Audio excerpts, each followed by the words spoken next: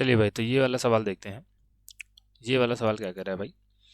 ये प्रश्न कह रहा है कि संलग्न चित्र में 3 सेंटीमीटर त्रिज्या वाले वृत्त के परिगत एक त्रिभुज एबीसी इस प्रकार है कि रेखाखंड बीडी व डीसी की लंबाई क्रमशः 6 व 9 सेंटीमीटर है। ठीक है, तो कह रहा है एक 3 सेंटीमीटर त्रिज्या का वृत्त है।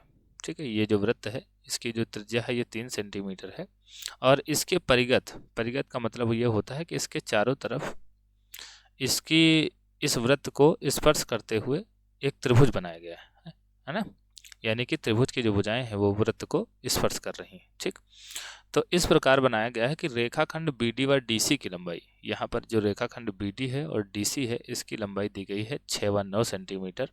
यदि त्रिभुज का क्षेत्रफल 54 सेंटीमीटर स्क्वायर है, अगर इस त्रिभुज का क्षेत्रफल 54 सेंटीमीटर स्क्वायर है तो ए बी व ए सी की लंबाई ज्ञात कीजिए। ठीक है, तो हमें ए बी ये वाली लंबाई और ए सी ये वाली लंबाई बताना है। ठीक भाई, तो यहाँ पर आप देखिए कि हमें अगर बी डी पता है ना, हमें अगर बी डी पता है तो अगर हम क्या करें कि यहाँ से ये जो रेखा है, ये जो लाइन ए बी है, ये वृत्त को स्पर्श कर रही है और स्पर्श रेखा त्रिज्या पर लंब होती है। ठीक, तो यहाँ पर अगर हम स्पर्श बिंदु से केंद्र को मिला दें, है ना, स्पर्श बिंदु से केंद्र को मिला दें, और इसी तरीके से ये जो स्पर्श बिंदु है इसको भी केंद्र से मिला दें, है ना, केंद्र से मिला दें, तो यहाँ पर क्या हो जाएगा? अच्छा, इसको सही कर देते हैं थोड़ा सा। ठीक है, तो स्पर्श बिंदु से केंद्र को मिला दिया, तो यहाँ पर क्या हो जाएगा? ये बी डी, और अगर इस बिंदु को हम मान लें पी, है ना, और इस बिंदु को अगर हम मान लें क्यू, तो जो बी डी होगा वो बी की बी पी के बराबर होगा, है ना, बी डी जो होगा वो बी पी के बराबर होगा, क्योंकि ये जो बी डी है और ये जो बी पी है ये किसी बाह्य बिंदु से खींची गई स्पर्श रेखाएं हैं, है ना, किसी बाह्य बिंदु से खींची गई स्पर्श रेखाएं हैं, तो इन दोनों की लंबाई बराबर होगी। इसका मतलब अगर बी डी होगा 6 सेंटीमीटर तो बी पी भी हो जाएगा 6 सेंटीमीटर। ठीक है, इसी तरीके से यहाँ पर ये जो सी क्यू होगा, है ना, ये जो सी क्यू या क्यू सी होगा ये सी डी यानी कि डी सी के बराबर होगा, ये भी होगा 9 सेंटीमीटर। ठीक है, और यहाँ पर जो ए बी होगा और जो ए क्यू होगा ये आपस में बराबर होंगे। ठीक भाई, तो यहाँ पर हम लिख देते हैं कि हमने क्या किया, इसमें हमने जो है 2 बिंदु मान लिए इस पर, है ना, इस पर 2 बिंदु मान लिए, एक बिंदु ए बी पर मान लिया है पी, और एक बिंदु जो है ए सी पर मान लिया है क्यू। ठीक है, तो यहाँ पर लिखेंगे भाई कि चित्रानुसार, है ना, चित्रानुसार यहाँ पर कहेंगे भाई कि जो पी बी होगा ये बराबर होगा बी डी के, है ना, पी बी जो होगा बराबर होगा बी डी के, और ये हो जाएगा 6 सेंटीमीटर। और इसी प्रकार जो है यहाँ पर जो क्यू सी होगा वो बराबर होगा डी सी के, है ना, और ये हो जाएगा 9 सेंटीमीटर। ठीक भाई, और यहाँ पर जो ए पी होगा वो बराबर होगा ए क्यू के, और ये मान लेते हैं कि भाई x सेंटीमीटर हो गया। ठीक, x सेंटीमीटर हो गया। अब देखिए हमें त्रिभुज का क्षेत्रफल पता है 54 सेंटीमीटर स्क्वायर। ठीक है, और हम क्या करेंगे, ये जो त्रिभुज है, ये जो त्रिभुज ABC है इसको हम 3 भागों में तोड़ देंगे। ठीक है, कैसे तोड़ेंगे भाई? हम क्या करेंगे, ये जो केंद्र है इससे हम सभी बिंदुओं यानी कि त्रिभुज के शीर्षों को मिला देंगे। ठीक, तो यहाँ से हम ए से इस ओ से ए को मिला देते हैं, है ना, ओ से ए को मिला दिया, और यहाँ पर जो है बी को मिला देते हैं ओ से, और यहाँ पर भाई इसको सी से मिला देते हैं। ठीक, सी से मिला दिया, तो यहाँ पर ये जो बड़ा वाला त्रिभुज है ये 3 छोटे त्रिभुजों में बट गया। ठीक, कौन से छोटे त्रिभुज? एक त्रिभुज ए ओ बी, है ना, त्रिभुज ए ओ बी, दूसरा त्रिभुज ए ओ सी ये वाला, है ना, और तीसरा त्रिभुज बी ओ सी। ठीक, 3 छोटे त्रिभुजों में बट गया, और जहाँ पर इन तीनों त्रिभुजों की जो ऊंचाइयाँ हैं, ये इस वृत्त की त्रिज्या है ना, तीनों त्रिभुजों की ऊंचाइयाँ इस वृत्त की त्रिज्या है। ठीक, तो यहाँ पर हम तीनों त्रिभुजों का क्षेत्रफल निकाल सकते हैं आराम से, है ना, और तीनों त्रिभुजों का जो क्षेत्रफल होगा अगर हम इसका योग करेंगे तो बड़े वाले त्रिभुज के क्षेत्रफल यानी कि 54 सेंटीमीटर के बराबर आएगा। ठीक भाई, तो यहाँ पर जो है हम 3 छोटे वाले त्रिभुजों का क्षेत्रफल निकालेंगे और इसको बराबर कर देंगे, यानी कि इसका जब योग करेंगे तो बड़े वाले त्रिभुज के क्षेत्रफल के बराबर आ जाएगा। ठीक है, तो यहाँ पर लिखेंगे कि त्रिभुज ABC का क्षेत्रफल, त्रिभुज ABC का क्षेत्रफल बराबर त्रिभुज AOB का क्षेत्रफल, AOB का क्षेत्रफल प्लस त्रिभुज BOC का क्षेत्रफल, BOC का क्षेत्रफल और प्लस त्रिभुज AOC का क्षेत्रफल, AOC का क्षेत्रफल। ठीक है, और यहीं से हमें ये जो AP है, AP मिल जाएगा, है ना। AP और AQ मिल जाएगा क्योंकि हमने इसको x मान रखा है। ठीक, और AP के मिलते ही AP प्लस PB जो होगा वो क्या हो जाएगा, AB, तो यहाँ से AB मिल जाएगा, और AQ प्लस QC क्या हो जाएगा, AC, तो यहाँ से AC मिल जाएगा। ठीक भाई, तो यहाँ पर त्रिभुज AOB का क्षेत्रफल क्या हो जाएगा, यहाँ पर त्रिभुज का क्षेत्रफल होता है 1/2 आधार गुणे ऊंचाई, है ना। 1/2 आधार गुणे ऊंचाई से हम यहाँ पर जो है इस फार्मूले में वैल्यू रख लेंगे।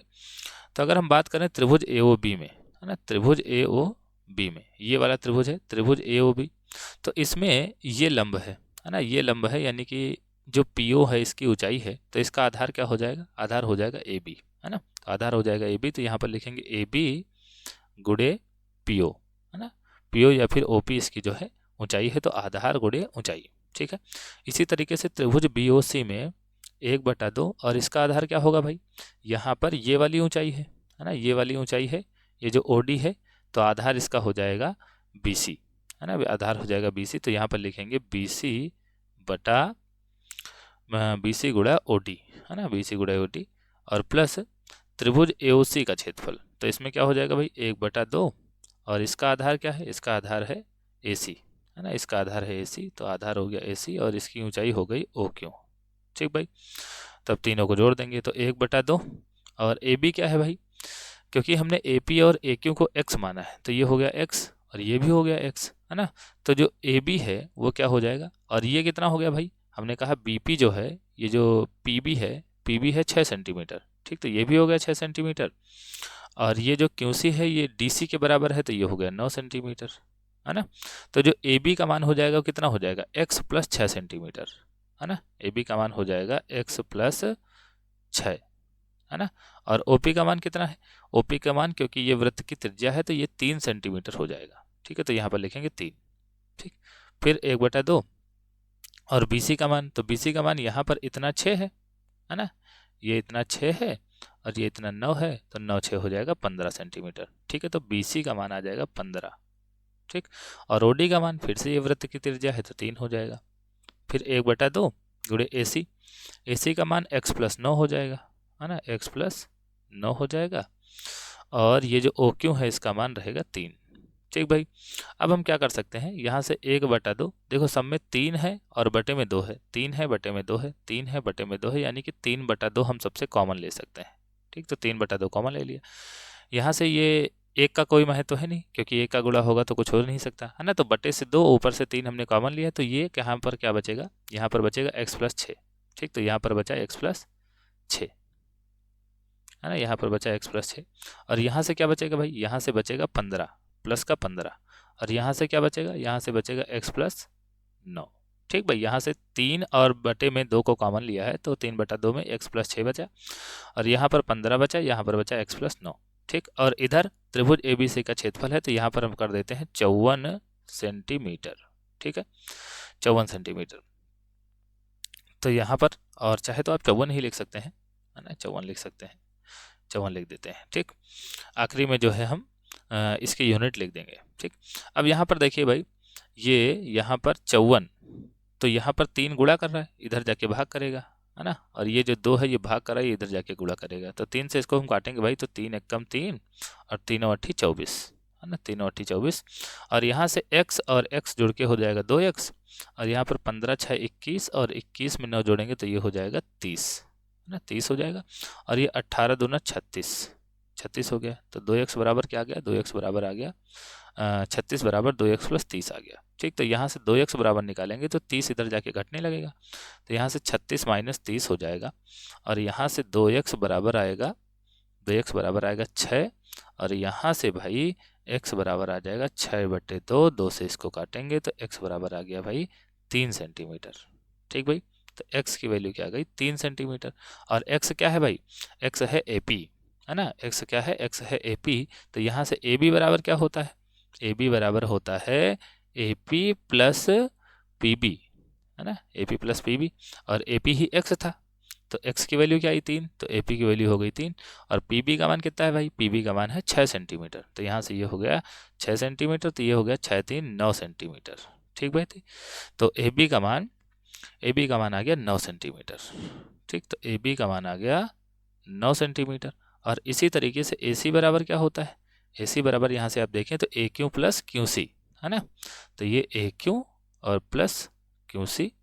AQ का मान कितना है, AQ को x माना है, x का मान आया है 3 सेंटीमीटर, तो ये हो गया 3, और QC का मान 9 सेंटीमीटर था, तो ये कितना हो गया 9 3 12 सेंटीमीटर। ठीक भाई, तो AC का मान आ गया 12 सेंटीमीटर। ठीक भाई, तो ये बहुत ही बढ़िया प्रश्न था, ठीक प्रश्न था, तो आशा है आपको ये प्रश्न समझ में आया होगा। चलिए ठीक है, फिर मिलते हैं अगली वीडियो में, तब तक के लिए धन्यवाद।